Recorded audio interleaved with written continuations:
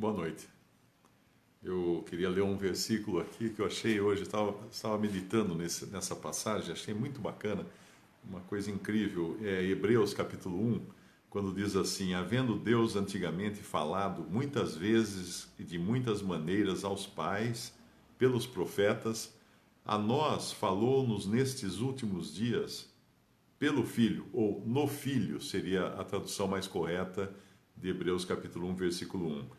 A quem constituiu herdeiro de tudo, por quem também fez os mundos, o qual, sendo o resplendor da sua glória e a expressa imagem da sua pessoa, e sustentando todas as coisas pela palavra do seu poder, havendo feito por si mesmo a purificação dos nossos pecados, assentou-se à destra da majestade nas alturas, feito tanto mais excelente do que os anjos, quanto herdou o mais excelente nome do que eles. Essa passagem é incrível porque ela fala da divindade de Jesus. Se você não crê na divindade de Jesus, você não é um cristão. Se você não crê nas três pessoas da Trindade, Pai, Filho e Espírito Santo, você não é um cristão, você não creu no Jesus da Bíblia. Muita gente diz que crê em Jesus, mas não crê em Pai, Filho e Espírito Santo. Então não crê no Jesus da Bíblia, crê num outro Jesus que não é esse da Bíblia. Esse Jesus da Bíblia é o mesmo Jeová do Antigo Testamento. Muitas pessoas consideram Jesus um profeta. Ah, ele é um profeta, tantos profetas, um homem sábio, um homem elevado, um espírito elevado e tudo mais. Mas quando a gente vai nessa passagem aqui, diz assim que Deus antigamente, havendo Deus antigamente falado muitas vezes e de muitas maneiras aos pais, aos patriarcas, pelos profetas. O que isso quer dizer? Que quando Deus falava pelos profetas, Deus falava de muitas maneiras e muitas vezes. Ou seja, ele falava em parcelas, ele nunca falava tudo por meio de um profeta só. Um profeta vinha, Deus revelava algumas coisas a ele, outro profeta vinha, Deus revelava outras coisas a ele. Esses profetas sempre começavam falando assim diz o Senhor, blá, blá, blá, blá, blá. Eles sempre diziam que vinha do Senhor aquela revelação, aquela profecia. Mas nenhum deles tinha todo o cabedal da profecia, todo o conhecimento de Deus, tudo que Deus é e tudo que Deus ia revelar, eles não tinham, porque eram homens, eram profetas que estavam falando da parte de Deus. Um profeta é quem é um porta-voz de Deus, que fala da parte de Deus. Mas quando chega aqui, fala que nesses últimos dias falou-nos no Filho. A tradução pelo Filho não é a boa tradução. Falou-nos no Filho. O que isso quer dizer? Aqui era tudo o que Deus está no Filho, é o Filho. Deus Pai, Deus Filho, Deus Espírito Santo. Então não era parcelado agora o que ele iria dizer. Até que tem uma passagem no Evangelho que alguém comenta assim: nunca ninguém falou como este homem. Claro que não, porque teria que ser Deus para falar como aquele homem, Jesus. Não podia falar como ele mesmo, porque teria que ser Deus. Se você analisar, os profetas do Antigo Testamento falavam assim: assim diz o Senhor, tá, tá, tá, tá, tá. Você faz uma busca na Bíblia no Antigo Testamento, existem umas 200 passagens ou mais até, quando os profetas falam assim diz o Senhor, e aí vinha a palavra de Deus falada. Se você fizer uma busca na Bíblia, nos evangelhos, em nenhum lugar tem assim diz o Senhor. Porque Jesus nunca falava assim diz o Senhor. Ele dizia, eu verdadeiramente vos digo, tal, tal, tal coisa. Como isso? Porque Ele é o Senhor. Ele é o Jeová do Antigo Testamento que estava aqui na terra, no Novo Testamento, nos Evangelhos, falando diretamente porque o Pai Deus falava nele.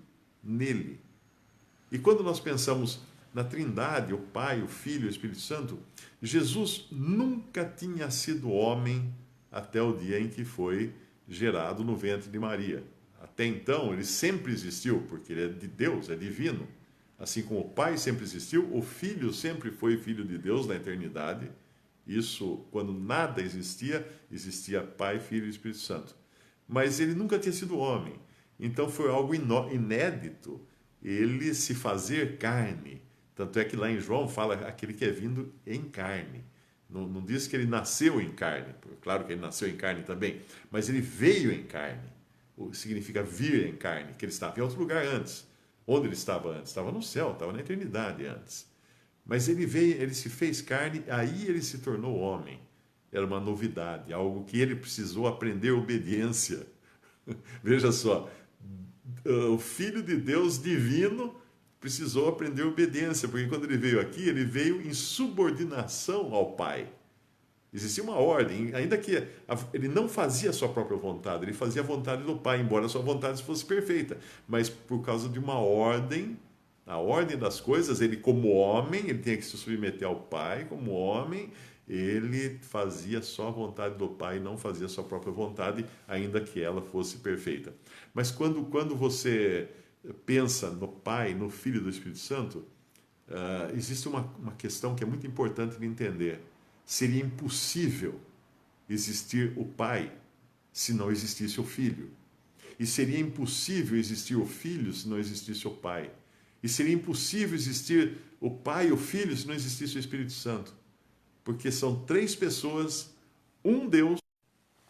São três pessoas, um Deus, um só Deus, Pai, Filho e Espírito Santo. Que é impossível que eles existissem independente um do outro. E essa passagem é maravilhosa porque, além de falar que todas as coisas foram feitas por intermédio dele, de Cristo, ele é o Criador, Jesus é o Criador de todo o universo. E mais à frente ele vai falar assim, por quem fez também os mundos, né?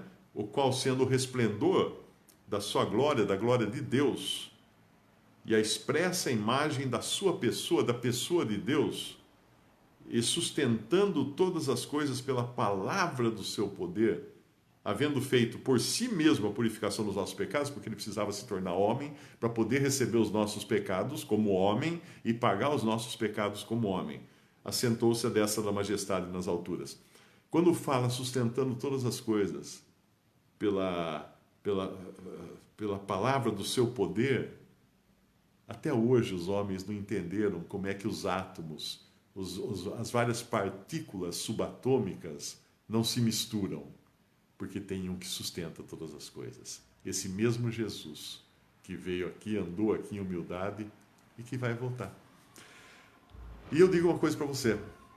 Amanhã, né, vai ter eleição no Brasil para presidente amanhã no Brasil, mas se o Senhor Jesus viesse hoje buscar a sua igreja, nós estaríamos já, todos os que salvos por Cristo, subiríamos, nem ficaríamos sabendo quem vai ser o presidente do Brasil, porque a qualquer momento ele virá buscar a sua igreja.